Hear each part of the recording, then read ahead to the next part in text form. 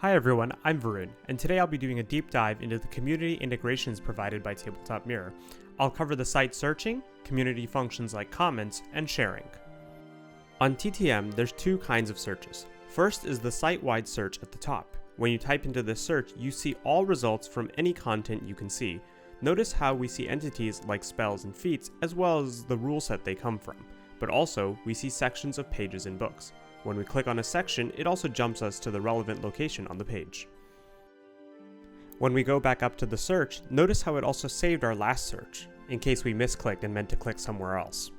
The other kind of search is the specific search on each entity browser page. For example, we can use the spell search to search only the spells. And if that's not specific enough, we also provide advanced search functionalities for each type of entity, helping us to look for exactly what we want. For example, I'll set up a search to look for all evocation spells in the primary arcane school of magic. Of course, we can also always go back and further refine our search. To share our search, we can always send someone a link to the page, but we can also see the exact query at the top of the page. Either of these two things will be good enough to share our search with others. Now let's switch gears a bit and explore the comments and notification system. To do that, we're going to work with the Fireball spell, but first let's switch accounts. Now we're using a different account. Let's say I like this spell, so I want to be notified when it's updated, but I didn't like that it didn't specify the damage type. I can leave a comment for the spell's owner to update the spell.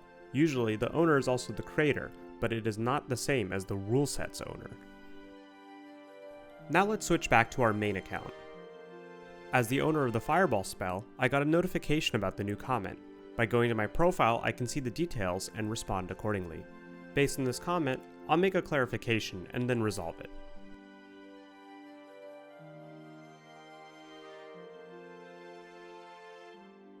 Now that I've fully addressed the comment, I can go ahead and resolve the notification as well. Now let's see how it looks like for our user. Looks like I got a notification. By checking it, I see that my followed entity, Fireball, was updated. Normally, if I hadn't followed it, I would have also gotten an update for the resolution on my comment. Now that I'm satisfied, I'll go ahead and change my dislike to a like to show my support. The last thing to cover today is sharing, so I'll switch back to my main account. Let's go into edit mode and go down to the sharing section. Here you can see that we can control whether the content is visible publicly or privately. In addition, we can grant exceptions to specific users or entire campaign parties. Of course, we can also control the permissions for who can see this content separately from who can edit or delete this content. We use this same approach for all entities across TTM, so you can control exactly how your content is shared.